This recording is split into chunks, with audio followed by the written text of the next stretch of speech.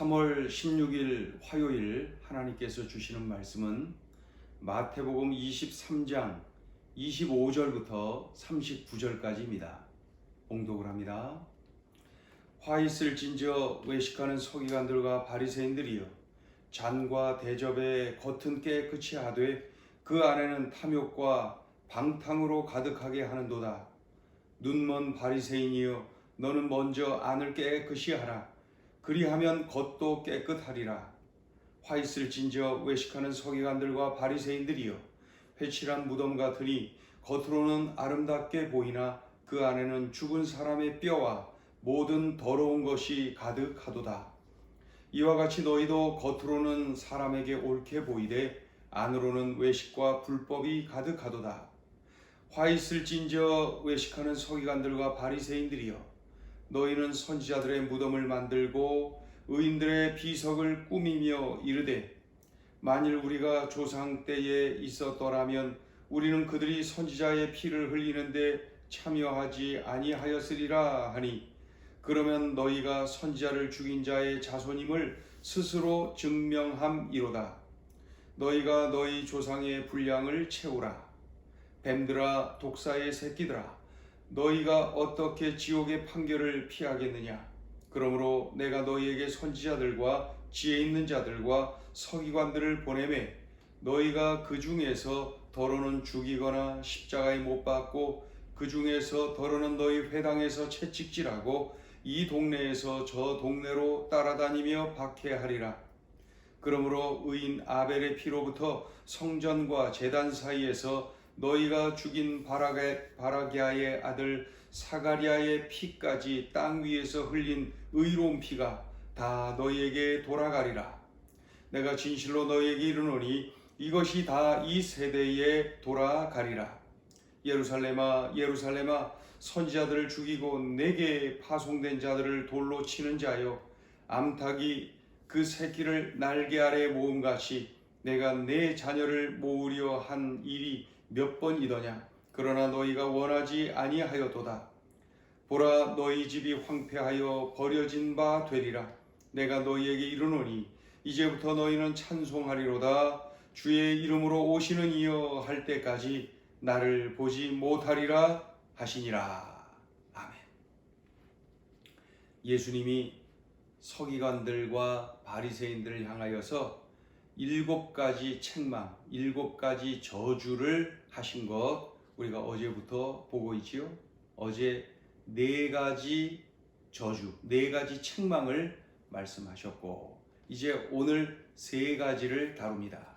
그러니까 어제는 1, 2, 3, 4, 오늘은 5번째, 6번째, 7번째 저주, 책망을 이렇게 선포하시는 것을 볼 수가 있습니다.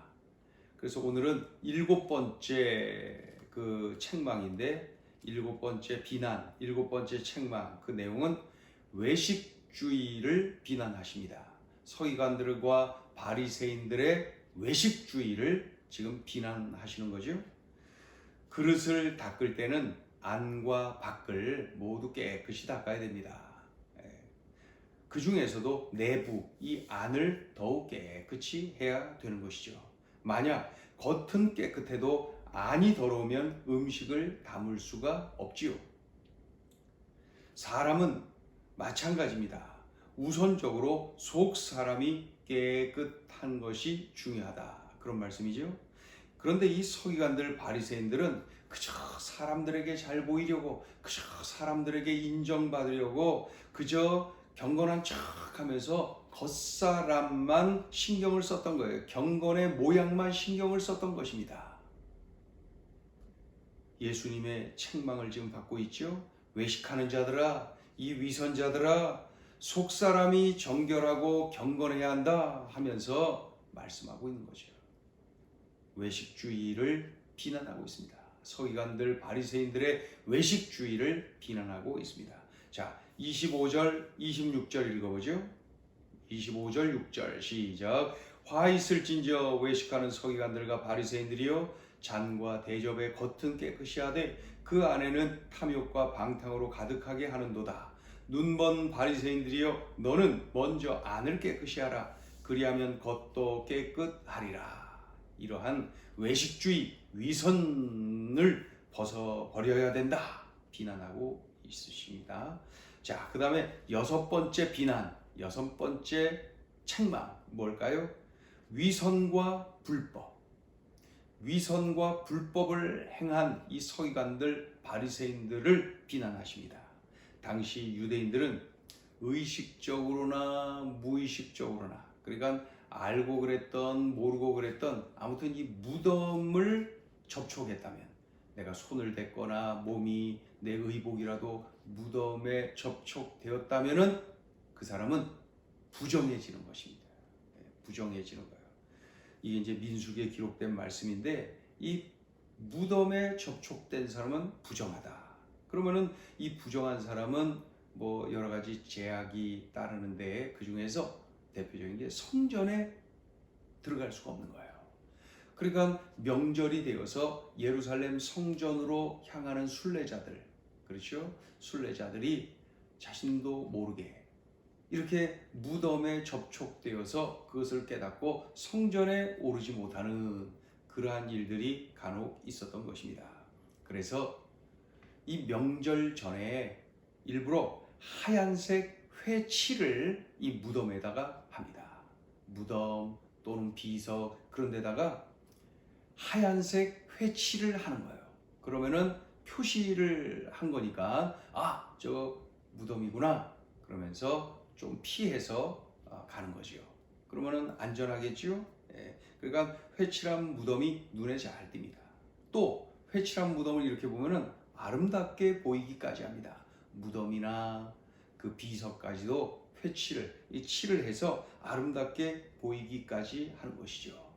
그런데 그랬던 저랬던 무덤입니다. 겉으로는 회칠한 무덤이 아름답게 보이기까지 하지만은 그 속에는 어때요? 죽은 사람의 뼈들이 있습니다. 그리고 갖가지 더러운 것들이 그 안에 가득합니다. 이게 무덤이에요, 무덤. 그러면서 이것을 우리 주님께서 비유로 이제 이 서기관들, 바리새인들을 비난하시는 거예요. 너희들이 회칠한 무덤과 똑같다. 겉으로는 세상 사람들에게 정결하게 보이기 위하여 애쓰고, 그러나 속은 그들의 영혼은 온갖 죄와 부정함으로 가득하다. 예이 회칠한 무덤아, 그러면서 위선과 불법을 비난하고 계시는 거예요. 자, 읽어볼까요? 27절 8절 읽어요. 시작. 화 있을진저 외식하는 서기관들과 바리새인들이여, 회칠한 무덤 같으니 겉으로는 아름답게 보이나 그 안에는 죽은 사람의 뼈와 모든 더러운 것이 가득하도다. 이와 같이 너희도 겉으로는 사람에게 옳게 보이되 안으로는 외식과 불법이 가득하도다. 자, 그리고 이제 마지막 일곱 번째 비난, 일곱 번째 저주, 그 내용이 뭡니까? 선지자들을 핍박하고 죽였다 너희들이, 그러면서 비난하고 저주하시는, 책망하시는 모습을 볼 수가 있지요. 서기관들, 바리새인들, 그들은 선지자들의 무덤과 비석을 화려하게 꾸몄어요. 자신들의 이제 그 먼저 왔다 간 그 선지자들의 무덤, 비석, 이 묘비까지도 아주 화려하게 꾸며서 이렇게 조성을 해놓고, 또 선지자들과 의인들에 대한 존경의 표시로 그렇게 하는 거죠. 그 속에 자신들을 거룩하게 보이기 위한 그러한 몸부림이기도 한 것입니다. 그러면서 그들이 어떤 말을 합니까? 자신들은 자신들의 조상과 다르다. 자신들의 조상들은 선지자들을 죽이곤 했는데 우리들은 만약에 그러한 우리가 그때 있었어도 우리는 그러지 않았을 것이다. 선지자들을 죽이지 않았을 것이다. 자기들이 이렇게 말을 합니다. 그러니까 의로운 척하는 거죠. 그러나 그들은 지금 그들의 조상과 다를 바 없이 선지자들을 죽인 거예요. 하나님이 보내신 선지자 세례 요한을 박해하고 죽였어요. 그리고 이제 곧 그들은 하나님이 보내신 메시아 예수 그리스도를 박해하고 죽이게 될 것입니다. 그럴 것입니다. 그러니 이러한 모습을 보시고 우리 주님이 그들을 책망하십니다. 비난하십니다. 저주하십니다. 그들은 지옥 판결을 피할 수 없다. 이런 비난이 29절부터 36절까지 쭉 기록이 되어 있습니다. 그런 이후에 37절부터 9절까지는 예루살렘의 멸망에 관한 예언을 하시는 것을 봅니다. 유대 종교의 중심지인 예루살렘의 멸망을 우리 주님이 예언하십니다. 왜 멸망한다는 거예요? 선지자들을 박해하고 죽이고 하나님의 아들인 그리스도를 박해하고 죽이고 그러한 이스라엘 민족을 하나님이 심판을 하실 것이다. 그래서 어떻게까지 말씀하시냐면 성전 건물에 돌 하나도 돌 위에 남겨두지 않고 모조리 무너질 정도로 철저히 무너지는 심판을 받게 될 것이다. 이런 말씀을 합니다. 오늘 본문 이렇게 말씀하시고 내일 이어서 또 이 말씀이 이어져서 그 전개가 되는 것을 보게 됩니다.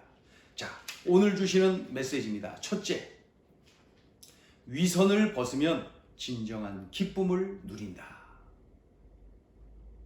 서기관들 바리새인들은 위선이라는 이 종교의 껍데기를 뒤집어 쓰고 있잖아요. 거룩한 척, 경건한 척, 자신들이 완전히 구분된 척 하면서 사람들에게 그저 잘 보이기 위해서, 사람들에게 인정받기 위해서 그렇게 몸부림을 치지요. 그러다 보니까 이 위선의 탈을 쓰고 있기 때문에 진정한 복음의 기쁨을 누리지 못해요. 복음이 그들에게 들어가지를 못해요. 왜 그렇습니까? 복음을 받아들이면은 내가 죄인임을 깨닫게 되지요. 예수 그리스도를 구주로 영접하게 되지요. 그래서 영생을 얻게 되는 것 아닙니까? 그런데 이들은 자신들은 늘 의로워요. 자신들은 늘 정결해요. 자신들은 늘 옳아요. 자신들은 죄가 없어요. 그런 사람들이 어떻게 죄인임을 고백할 수가 있겠어요? 그러니 그들은 복음을 듣고자 하는 마음 자체가 없는 것입니다. 그래서 위선이 이렇게 무섭다. 우리가 명심해야 되겠습니다. 그래서 이 위선이 조금이라도 내게 틈타지 못하도록 늘 경계해야 됩니다.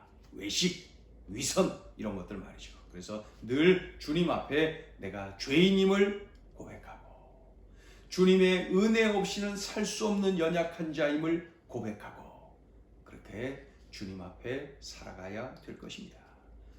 위선을 벗으면 진정한 복음의 기쁨을 누리는데 이 서기관들 바리새인들은 위선의 그냥 탈을 쓰고 있기 때문에 위선이라고 하는 탈을 쓰고 있기 때문에 참으로 진정한 복음의 기쁨을 누릴 수가 없게 된 것입니다. 위선, 외식, 우리들이 늘 경계해야 될 소중한 내용입니다. 자, 둘째 주시는 메시지, 하나님의 사역자들을 섬기고 협력하라. 서기관들 바리새인들이 예수님께 아주 그냥 험하게 비난을 받고 저주를 받고 책망을 받고 있습니다. 너희 조상들이 하나님이 보내신 선지자들을 박해하고 죽이지 않았느냐? 그런데 지금 너희들은 그러지 않은 척 하지만은 너희들도 조상들과 똑같다. 선지자 세례 요한을 박해하고 죽였지. 그리고 이제 곧 하나님이 보내신 메시아 그리스도를 박해하고 십자가에 달아 죽일 것이다. 그러니 이런 이유로 강력하게 책망을 하십니다. 저주를 하십니다. 비난을 하십니다. 이 말씀 속에, 이 비난하시는 말씀 속에 우리들이 붙잡아야 될 것이 그겁니다. 하나님의 사역자들 잘 섬기고 협력해야 된다. 왜 그래요? 그것이 곧 하나님을 섬기고 하나님께 협력하는 그러한 것이기 때문에 그렇습니다. 하나님이 사용하시는 하나님의 사람을 섬기고 협력하는 것이 곧 하나님께 하는 것입니다. 그래서 주님은 우리가 하나님의 사역자들을 섬기고 협력하는 그러한 삶을 살기를 원하십니다. 하나님의 사역자들을 잘 섬기고 협력하는 것 우리들의 몸에 배어야 됩니다.